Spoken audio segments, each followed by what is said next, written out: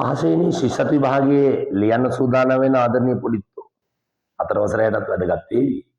නම් විශේෂයෙන්ම අපි අරමුණු කරන්නේ මේ හෙට අනිද්දා පහ වසර විභාගේ ලියන්න බලාපොරොත්තු වෙන ආදරණීය පොඩිත්තන්ට මෙවැනි මාතෘකාවක් આવොත් වාක්‍ය තුන ලියන්න පුළුවන් වේද කියලා බලමු. කොහමද? මෙන්න පුංචි සරලයි හැබැයි බහුතරයක් දෙනා ලියන වාක්‍ය වර්ධිනවා කියන එක අපි අත්දැකීමෙන් දැකලා තියෙනවා. මෙන්න මාතෘකාව මොකද්ද? අසිරිමත්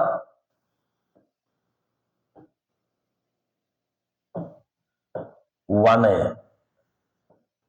අපි කලින් දවසක මේ වනය ගැන කතා කළා. වනය වනාන්තරය ගැන තමයි කියන්නේ. මේක අසිරිමත් කියන වචනේ තියෙනවා. එහෙම නැත්නම් මේ මාතෘකාව දෙන්න පුළුවන් මේ විදිහට. අසිරිමත් වනය.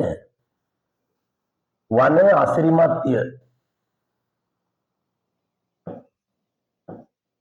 වනය අසිරිමත්ය.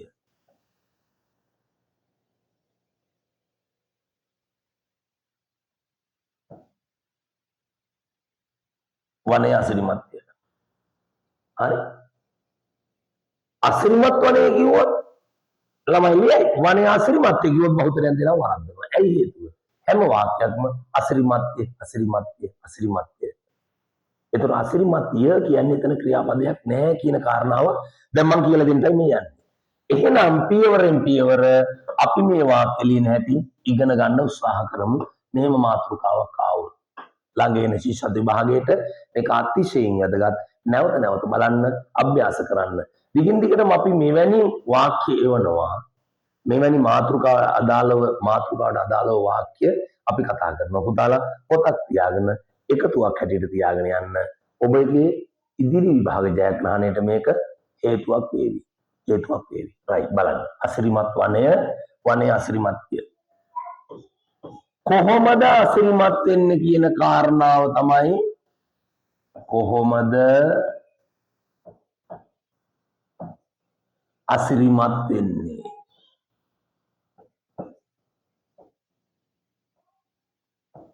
කොහොමද අසිරිමත් වෙන්නේ? හරි. ඔන්න ඔය කාරණාවට පිළිතුරු ලියවනම් වාජාග්‍රහණය කරා යනවා. උත්තර පත්‍ර පරීක්ෂාවේදී දරුවෝ පත් වෙලා ඉන්න අපහසුතාවයේ දැකලා මේ කරන සත්කාරයක්. මේක තේරුම් ගන්න. ඔබට බොහෝ වෙලාවට ඔබේ මාතෘකාවට අනුව වාක්‍ය වලට හරි ලැබෙවි. හරි ලැබෙවි. නැහැ. හරි ලැබෙනවාමයි කියන දැනට අපේ දැනුම අරන් යමු. එහෙම ගහයි. ගල් දෙක තුනක් ගහනකොට එකක් වදී. නමුත් ඒ ගල් තුනම වැදිලා අඹගෙඩි තුනම වැටුනොත් තමයි අපිට ජයග්‍රහණය. ලකුණු 6ම එන්න ඕන. වාක්‍ය තුනම හරියන්න ඕන. ඔයා විශිෂ්ටයෙක් වෙන්න නම්. ඒක නිසා දිගින් දිගට අපේ පාඩම් මාලාවත් එක්ක එකතු වෙන්න. එවැනි පාඩම් අපිත් එක්ක ලබා ගන්න පුළුවන්. ඔයා හරියට මේක ඔළුවට ගන්න උත්සාහ කරන්න. මේ පුතේ එනවා. කොහොමද අසිරිමත් වෙන්නේ? වනය කියන සාමාන්‍ය කරුණු ටිකම තමයි ඉතින් වනය වෙන මොනවද වනය ගැන අපි කියන්නේ නේ? ගස්වැල්. ඒව තමයි අසිරිමත් වෙන්න හේතු. ගස්වැල් නැත්නම් ඒක වනයක් වෙන්නේ නැහැ. ගහකොළ ගස්වැල් ඊළඟට ගස්වැල් දිය දහරා ගලා යන දිය දහරා ඒ කියන්නේ ඇලදොල ඊට පස්සේ වන සතුන් වනය තුල ඉන්න වන සතුන් අසිරිමත් වෙන කාරණාවක් ඒක වන සතුන් ඉන්න එක. මල් පළතුරු මල් පිපිලා මල් සුවඳ පළතුරු ඉදිලා පළතුරු වල සුවඳ මල් පළතුරු කියලා අපි ගමු. ඔයා මේක කැමති විදිහකට විශ්ලේෂණය කරගන්න.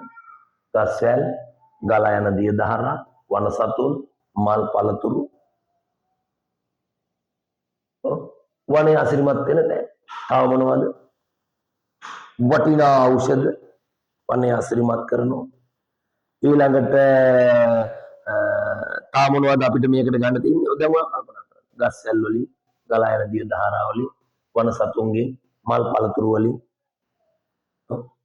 ඊළඟට අන්ධකාරය කියන එකත් ලස්සනක් නේ.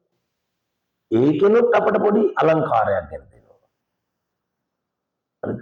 එහෙනම් මෙන්න මේ කාරණා ටික පෙරදරිව අපි ලියනවා කොහොමද අසිරිමත් වෙන්නේ? ගස් සැල් වලින්. රයිට්.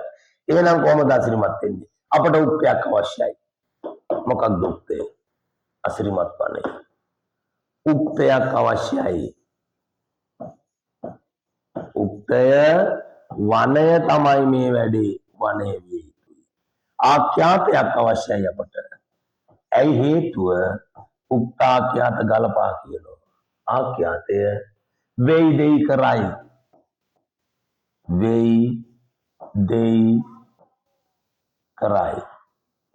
හැබැයි එතනදී වැදගත්ම වෙන්නේ වෙයි. මොනවද වෙන්නේ? අනිවාර්යෙන් අසිරිමත් කියන වචනය මේකට තිබිය යුතුමයි. අසිරිමත් කියන වචනය හැම වාක්‍යයකම තිබිය යුතුමයි. එහෙම නැත්නම් ඒකට සමාන අලංකාර, සුන්දර ඔයනි වචනයක් තිබිය යුතුමයි. හරි? අලංකාර සුන්දර කියන වචනයක් තිබිය යුතුමයි. ඔන්න එහෙනම් අත්‍යවශ්‍ය කාරණා. මෙතනින් කාරණාවක් විස්තර විය යුතුයි. ඊළඟට වනය කියන වචනේ තිබිය යුතුමයි හැම වාක්‍යයකම. අසිරිමත්, අලංකාර, සුන්දර කියන වචනේ වාක්‍ය තුනට තිබිය යුතුයි. අසිරිමත් කියන වචනයම උනාට කමක් නැහැ. එතකොට වෙයි. දෙයි කරයි ගැළපෙන විදිහට මේ තුنين එකක් තිබිය යුතුමයි. ඔන්න මගේ උදව් ඔච්චරයි. දැන් පුළුවන් පුතාලට මේක ගොනු කරන්න. කොහොමද? කොහොමද ගොනු කරන්නේ? එක කියලා ගන්නවා. එක. මෙන්න විස්තර කරනවා ගස්සල්. හරිත වර්ණ ගහකොළ, නම නොදන්න රූස්ස ගස්සල්, විශාල ගස්සල්.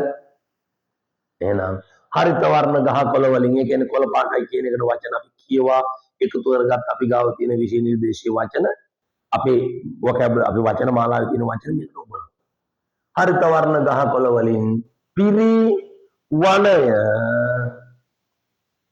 අසිරිමත් වෙයි. අසිරිමත් වෙයි. ඊළඟට ගලා යන දිය දහරා වලින් වනය අසිරිමත් වෙයි. වනය ලස්සන වෙයි. වනය සුන්දර වෙයි. ඒ මේ අත දුව පනින වන සතුන්ගෙන් වනය සුන්දර වෙයි. වනය අසිරිමත් වෙයි. වනය අලංකාර වෙයි. ඊළඟට සුවඳ හමන මල් පළතුරු වලින් වනය අසිරිමත් වෙයි. සුන්දර වෙයි. සුවඳ හමන මල් පළතුරු වලින් පිරි වනය අසිරිමත් වෙයි. සුන්දර වෙයි. ලස්සන වෙයි. තේරුණාද? එහෙනම් ඔබේ වාක්‍ය තුල අනිවාර්යෙන් අසිරිමත්, අලංකාර, සුන්දර කියන වචන තිබිය යුතුමයි. නැත්නම් අර වනය කියන මාතෘකාවට ලිව්ව වාක්‍ය ලිව්වොත් මේකට ලකුණු ලැබෙන්නේ නැති බව මතක තියාගන්න. අසිරිමත් කියන කාරණාවත් එක්ක ඔබ අනිවාර්යයෙන්ම ඒ වචනය හැම වාක්‍යයකටම ඇතුළත් කළ යුතුයි. පළවෙනි වාක්‍යයටත් අසිරිමත් ඕන, දෙවෙනි එකටත් ඕන, තුන්වෙනි එකටත් ඕන. වඩාම ලේසි වාක්‍ය තුනම අසිරිමත් වෙයි, අසිරිමත් වෙයි, අසිරිමත් වෙයි කියලා ලියන්න. කවදාකවත් වැරදි වැටෙන්නේ නැහැ ඒවට. සමහර කියනවා අසිරිමත් කියලා හැමතැනම ලියන්න එපා කියලා නෑ. පළවෙනි වාක්‍යෙත් අසිරිමත් වෙයි, අසිරිමත් වෙයි, අසිරිමත් වෙයි වරදක් නෑ. හරියක් ලැබෙනවමයි. පැහැදිලි නේද කාරණාව? හරි. එහෙනම් ඔන්න ලියන්න ওই විදිහට ලියලා ඔබේ දැනුම රැස් කරගෙන තියාගන්න සූදානම් වෙන්න ශිෂ්‍ය විභාගයේ රචනාවට. පුතේ ඔබ අසරණ වෙන අවස්ථාව තමයි විභාගයේදී රචනාව. රචනාවක් නෙමෙයි මේක. වාක්‍ය තුනක් ලියන්න තියෙන්නේ. ඒ වාක්‍ය තුන හරියාකාරව ලියන්න. ඔන්න මගේ උදව්ව තියෙනවා. නැවත නැවත කියවලා බලලා ඉවරලා නිවැරදි කරගන්න. අසිරිමත් වනය, වනය අසිරිමත්ය. මොනම හේතුවක් නිසාවත් අසිරිමත්ය, අසිරිමත්ය, අසිරිමත්ය කියලා අවසන් කරන්න එපා. ඒක ක්‍රියාපදයක් නෙමෙයි. හරිනේ. එහෙනම් ලියන්න ප්‍රස් කරගන්න දැනුම. ඉදිරියේදී අපි තවත් මෙවැනි රචනා බලාපොරොත්තු වෙන්න. අයබෝවන්.